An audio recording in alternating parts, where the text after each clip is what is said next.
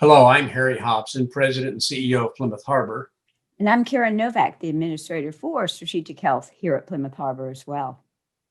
Karen, want to provide an update to our residents, team members, and all of their families today.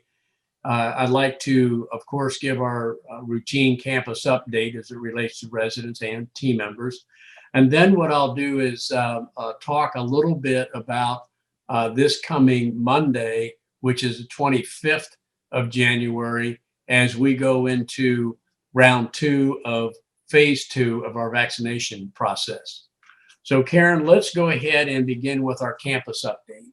It's with great excitement I share we have no residents that are positive here on Plymouth Harbor's campus. We only have one staff member or team member that is positive. This person is in dining services. And we also have five team members that are actually under observation. And they call me every day just to let me know they're all asymptomatic and doing quite well. On Monday, we will swab them. And before you know it, they'll be back at work as well. Oh, that's great. And I know it's there's so much relief on this campus right now. It's even going to get better after this coming week. And that's because of the vaccination process. I know you and myself and others, we actually now have gotten our original vaccination along with our booster. And there's no question that it just is a relief to know that. We'll There continue with the masks and the social distancing for a while, but it is a relief. there's definitely a sense of happiness that we've come full circle, not knowing what to expect with this virus to finally being able to figure out how to manage it. And we are very, very excited to say we've had no major side effects with any of our vaccines. A few people have had headaches, body aches, more so with the second one than the first, but on the whole, it's been very smooth and easy for just about everybody. So that's great news for us here at Plymouth Harbor. I don't know about you, Karen, but really in both of my vaccines, I really, I didn't feel it. And B, so far, I've had absolutely no side effects at all. You and I both, Harry. You just keep going, no problems. Well, regarding the vaccination process, I know we couldn't be more pleased. This past Wednesday, we were able to vaccinate nearly 350 of our residents and team members, and it went very, very well. We started at right at 10:15 a.m. with our partners from CBS, we just can't speak highly enough about their professionalism, their readiness, and just the overall partnership.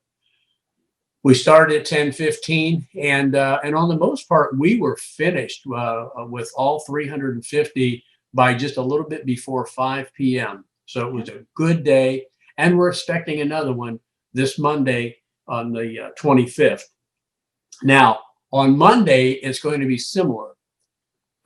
We're anticipating about 300 vaccines to be administered. Last week, we concentrated on our care areas, our nursing home, our assisted living, memory care, and then some of the independent living areas like the East Garden, West Garden, and Northwest Garden.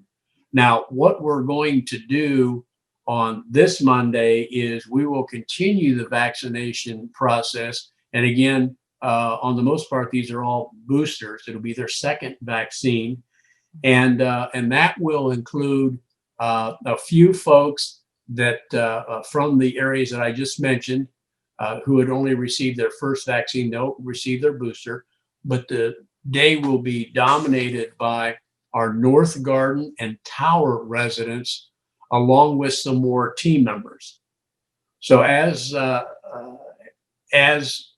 normal, what I'll do on Monday about 9:30 a.m., I'll make the general announcement. And that kind of sets the stage for the day. And I'll give an approximate timetable.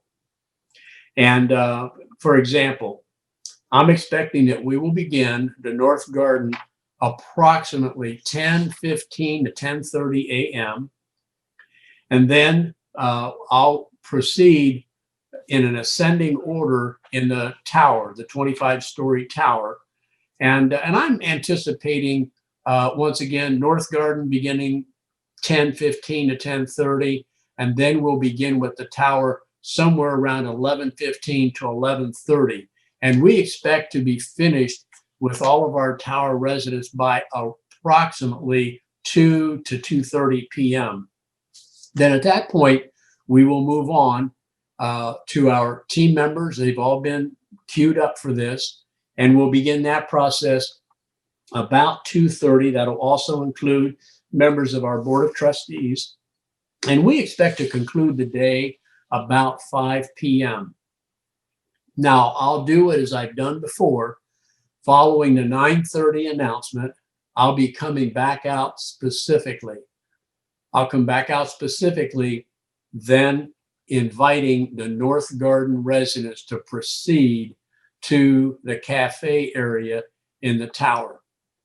And I'll be doing that again, probably around 10 o'clock to 10:15. And then, as we've done before, keep in mind disembarking a cruise ship, because that system works out very, very well for us. And I will begin with the third colony. I'll go to the third, the sixth, the ninth, 12th, and so on, until we arrive all the way to the 22nd colony. And the cooperation by all of our residents have really made this a success. We expect that again this Monday. And then there's going to be a real sense of relief. There's no question about it, across campus. So the good news is too, that we may be able to have an additional date. We're getting that confirmed right now for some of our team members that are still kind of on the fence. And we really want them to take the vaccine. And CVS is working very closely with us, and we may be able to come up with one more date for them. So we're excited about that. Karen, that's a lot. Anything you would add to what I've said? We're working very hard to make Plymouth Harbor, one of the safest places we can. We appreciate your help and your cooperation in getting this done. We can't do this without you. So thank you. Thank you for your patience. Thank you for your cooperation. And thank you for your sense of humor, really, because some of you really, while you're standing in line, it makes the day quite interesting. So know that too is appreciated. Well, I've said that so many times. If you're going to be a resident or a team member here at Plymouth Harbor, it comes in with an expectation that you have a sense of humor, because it really does pay off. And quite candidly, the vaccination process, dare I say, has been like a social event, safe, social distancing. But Absolutely. it is nice to see so many folks interacting in that social distance. It's very rewarding to see. And I think it's just a sign of what's to come, maybe in just a few months. Now, one thing we want to say, and I want to ask you, Karen, okay, once they get any of us our booster, does that mean I can take off my mask and now I'm free, or how does that work? Yeah, I think we're going to be in masks probably throughout the rest of this year. As much as we may be vaccinated, COVID is still in our community. We really are watching our numbers here in Sarasota County. We've noticed a small dip in them here in the last couple of weeks. But again, overall in the state of Florida, we're almost at that 10% level, and that's still quite high. So until we get things a little bit more immunized, a little bit more stable, we're still going to keep that social distance, keep our masks on. And as that number starts to drop, we'll go back to the drawing board and we'll figure out how to get us back to where we were safely, but thoughtfully. I mean, all of this is done with your best interest and Plymouth Harbor's best interest in mind, so that we all get through this together. Okay, and Karen, thank you for what you and your team are doing every day here to help this become such a successful process. And as I close this out, I'm going to give more shout outs to the folks at CVS, our partners. Yes. They have been A+ working with.